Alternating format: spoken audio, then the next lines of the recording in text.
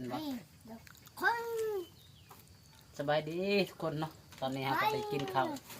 ตอนเช้าวันนี้ก็มี จีรอนี่จีรอเด้อแล้วก็ชิ้นโมแล้วก็หอยแล้วก็ผลไม้นะกินยำกันเลยกินข้าวเหนียวเฮ้ย ก็ตกต่างสิทิพเขาทุก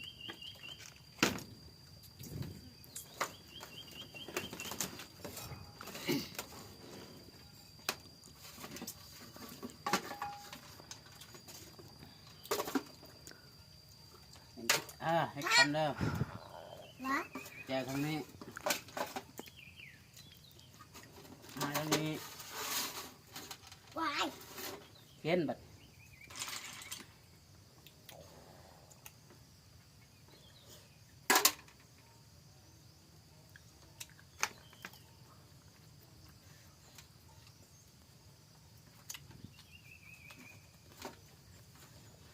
กีฬา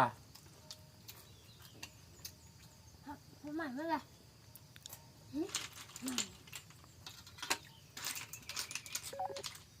ผมหมายว่าอะไรหมายว่าอะไรไม่ยังสิมันเอาใช่ไหมไม่อยากเขาเห็นนะทำนี่ก็นะอะไรอะไรหน่อยครับนอกนะนี่เป้นี่โอ้ยไม่ใช่นี่ไม่เนี่ยไม่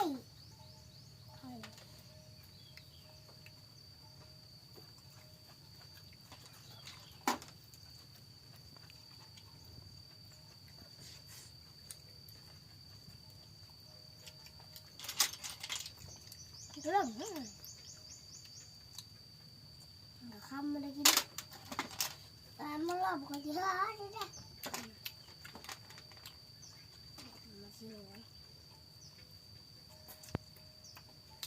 ไข่เต็มท้องเลยหอยเริ่มไข่เลยกินข้าวเอง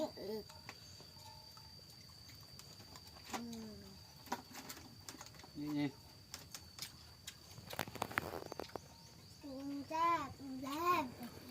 ขึ้นยัง